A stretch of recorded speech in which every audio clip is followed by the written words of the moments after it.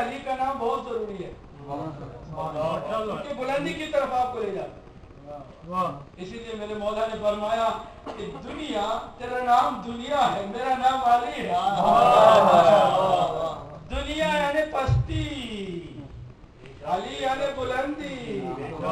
بھلا بلندی کبھی پستی کے سامنے جھک سکتی ہے؟ نہیں. پستی کیا ہے؟ فرمایا دنیا غری غیری, جہاں کسی اور کو دھوکہ دے تو علی کو دھوکہ دے نہیں سکتی ہے, اس لیے کہ علی اتنا بلند ہے کہ جہاں کی بلندی تک فرشتوں کے پر بھی نہیں جا سکتا. یہ جو فرمایا کہ میں زمین سے زیادہ آسمان میں مشہور ہوں, یہ جو فرمایا کہ میں زمین والوں سے زیادہ آسمان والوں میں معروف ہوں, یا جو اس سے بھی ہٹ کر ایک بات فرمائی کہ مجھ سے پوچھو اس لیے کہ میں زمین سے زیادہ آسمان کی راہوں سے واقف ہوں. کسی نے یہاں پر ظریف نکتہ یہ نکالا کہ اس کا مطلب یہ ہے کہ زمین کے بارے میں کم جانتے تھے اور آسمانوں کے بارے میں زیادہ جانتے تھے, یعنی علم کم تھا یہاں وہاں زیادہ تھا. مولا علی یہ نہیں فرما رہے کہ علم یہاں کم تھا وہاں زیادہ تھا, بلکہ مولا علی یہ فرما رہے ہیں کہ زمین چھوٹی ہے.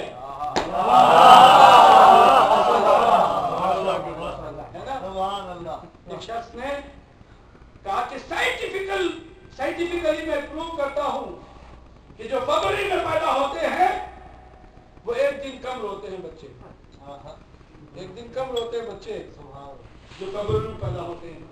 تو اس میں سائنٹیفکلی کیا فارمولا بھائی کہ وہ کم روتے ہیں؟ پوچھا اسے, کہا کہ بھائی اس لیے کہ 28 دن ہوتے ہیں تو دوسرے مہینوں میں زیادہ روتا ہے بچہ, اس مہینے میں کم روتا ہے. اس کا مطلب یہ ہے کہ وہ ایک دن کم ہے, رونے میں کوئی فرق نہیں ہے. کہنے دیجئے میرے مولا کے علم میں کوئی فرق نہیں ہے, زمین چھوٹی ہے اور آسمان بڑے ہیں. صلوات پڑھے محمد.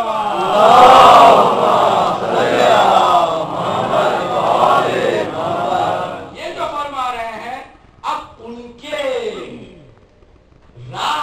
کی راہ پر چلنے والے کون ہیں؟ ہم ہیں.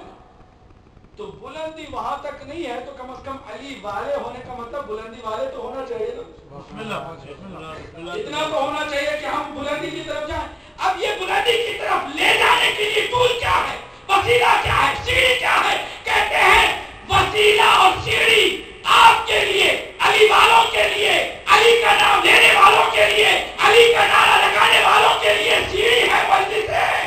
ان مجلسوں کے ذریعے سے آپ بلندی کی طرف جا رہے ہیں, اور آپ کو معلوم ہونا چاہیے کہ حسین کی جہاں مجلس ہوتی ہے وہاں آسمان کے فرشتوں کو بھی اللہ کہتا ہے کہ تم چھوٹے ہو گئے ہو اور یہ فرش اعلیٰ حسینی بلند ہو گئے.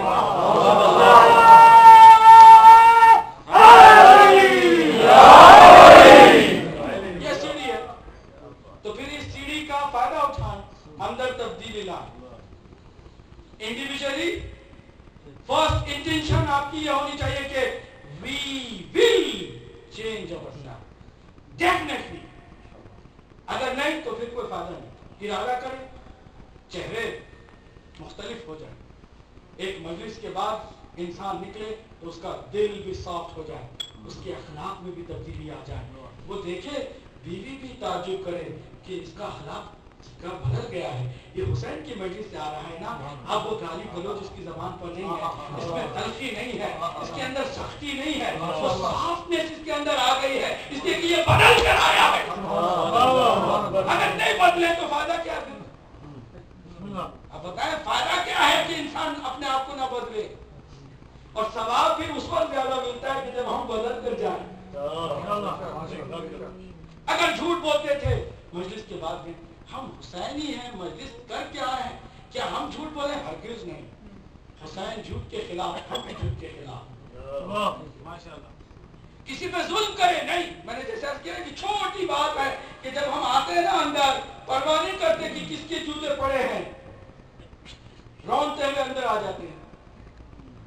تو مطلب ہم پرواہ نہیں کرتے کسی اور کے مال میں تصرف کرنے کو. اور یہ چیز خود ایک چھوٹا سا معمولی سا کام ہے کہ اگر ہم بچنا چاہیں تو بچ سکتے ہیں. اس طرح کتنے ایسے سارے کام ہیں. تو کہنے کا مطلب یہ کہ انقلاب کی دو قسمیں، اجتماعی اور انفرادی. انفرادی انقلاب کے لیے کیا ہے کہ آپ نیت کریں، اور یہ انقلاب کس لیے ہے کہ آپ بلندی کی طرف جائیں. اور بلندی کی طرف جانے کے لیے وسیلہ کیا ہے؟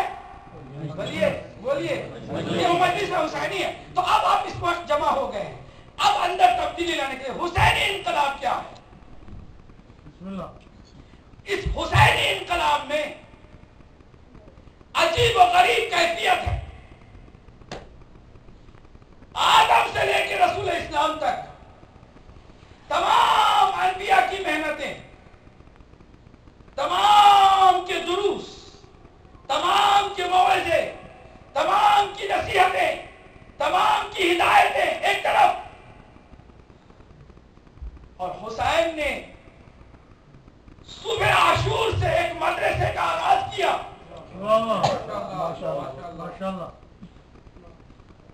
اور شام غریبہ اس مدرسے کا دروازہ بھی جلا دیا گیا.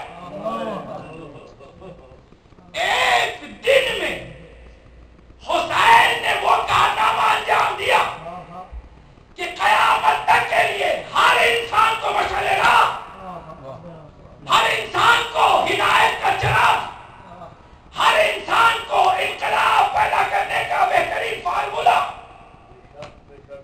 بلکہ اجتماعات میں بھی اجتماعی انقلاب بھی. کسی قوم کے اندر تبدیلی آئی ہے تو وہ صرف حسینی قوم ہوگی تو تبدیلی آئے گی، ورنہ کبھی تبدیلی نہیں آئے گی. کیا کیا حسین نے؟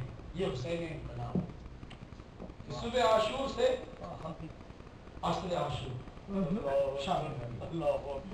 اس ایک دن میں حسین نے وہ کارنامہ انجام دیا اور ایسا انقلاب برپا کیا کہ قیامت تک کے لیے پھر کسی اور انقلاب کی ضرورت نہیں. اب جو بھی انقلاب ہوگا اسی انقلاب کے بلبوتے پر ہوگا، اسی انقلاب کی بنیاد پر ہوگا، اسی انقلاب کے دستور پر ہوگا، اسی انقلاب کی دیوار پر کھڑے ہو کر اصولوں پر اسی انقلاب کے اگر کوئی چلے گا تو انقلاب ہوگا، ورنہ پھر نہیں ہوگا. تو پھر اجتماعی انقلاب بھی حسین کے مرہون منت، انفرادی انقلاب بھی حسین کے مرہون منت. اسے کہتے ہیں حسینی انقلاب. صلوات محمد.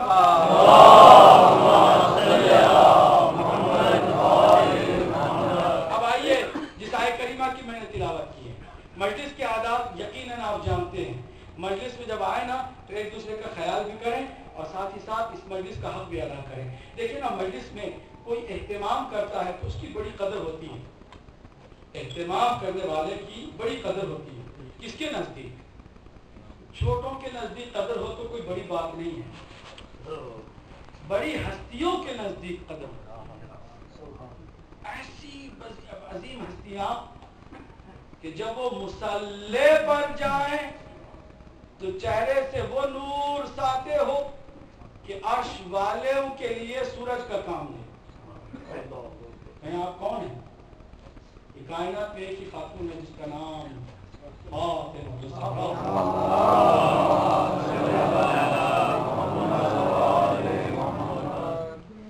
اس کا اندازہ آپ نہیں لگا،